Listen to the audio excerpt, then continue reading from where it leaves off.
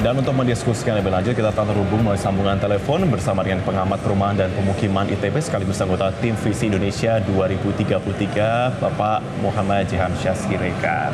Ya, langsung saja kita sapa. Selamat pagi Pak Jehansyah. Pak Jehansyah, sebenarnya melihat kondisi Jakarta sekarang, ibu kota Republik Indonesia sekarang ini, sebenarnya apa urgensinya Pak? Apakah sudah sangat urgent tingkatannya untuk memindahkan ibu kota Indonesia? Iya, tentu saja, dan ini harusnya sudah sejak lama dipersiapkan ya. Jadi karena tadi dijelaskan Pak Menteri Kepala Bappenas, daya dukung Pulau Jawa sudah semakin kurang ya, kemudian epicentrum pembangunan dan penduduk itu terlalu bertumpuk di Jakarta dan sekitarnya ya, Jabodetabek. Jadi kalau kita lihat Indonesia secara keseluruhan ini ada ketidakseimbangan.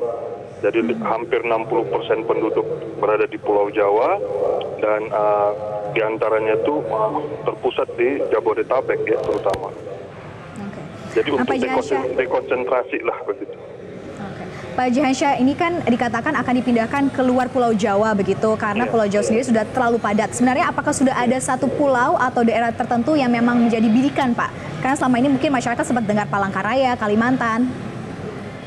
Iya, kalau dari kajian Bappenas itu sudah dikaji Kalimantan. Kalimantan Tengah, Kalimantan Selatan, dan Kalimantan Timur ya. Oke, untuk daerah-daerah tersebut ya Pak, sebenarnya apa sih Pak kriteria yang ideal untuk dapat dipilih menjadi suatu ibu kota negara termasuk dan terutama itu Indonesia? Ya, yang pasti namanya ibu kota baru itu tentu merupakan kota baru ya. Nah, itu harus ada dukungan sumber daya air yang memadai, ya, sumber air bersih yang memadai.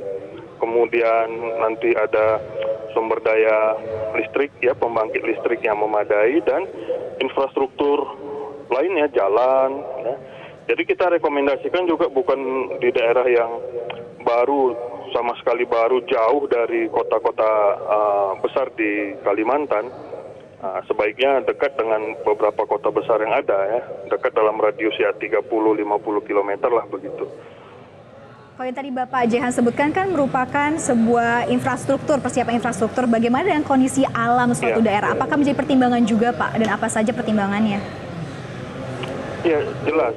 Jadi dari sisi topografi tentu jangan dipilih daerah yang rawan banjir ya, atau sering tergenang air ketika hujan ya.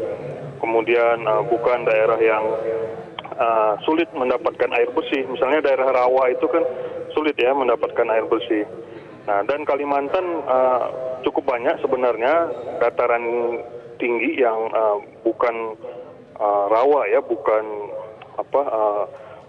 daerah yang banyak ininya ya, gambutnya begitu ya. Nah, itu yang tentunya harus dipilih seperti itu. Jadi daerah Kalimantan Timur ya, bagian sisi timurnya agak ke selatan, kemudian Kalimantan Selatan yang agak utara ya di sisi timur juga. Nah, dan Kalimantan Tengah saja, di daerah timurnya. Oke, Pak Jehan sedikit saja Pak, seperti apa misalkan nanti ibu kota dipindahkan ke Kalimantan, seberubah apa nanti tentang sistem pemerintahannya dan juga bisnis yang terjadi di Jakarta? Ya, tentu ini harapan baru bagi seluruh masyarakat Indonesia ya.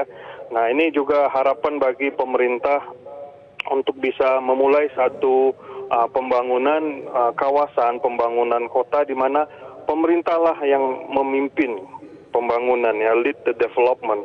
Selama ini kan kita belum melihat kawasan baru, permukiman baru, kota baru yang dibangun pemerintah. Ya, kalau kita lihat di negara-negara sekitar Asia, itu Jepang, ya, Republik Rakyat Cina, juga Korea Selatan, itu pemerintahnya kuat sekali, ya, dan mampu membangun kawasan yang ruang terbuka hijaunya lebih dari 50%. Itu kalau kita lihat Sejong di Korea Selatan, ya. Nah, ini harapannya pemerintah Indonesia bisa memiliki ibu kota baru kira-kira kapan Pak? Tahunnya yang terakhir.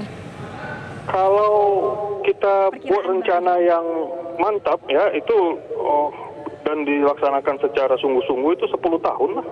10 tahun ya Pak ya? Kira-kira bisa. Berarti sekitar 2029 atau 2020. Terima kasih Pak Jehan atas waktunya di Selamat Pagi Indonesia.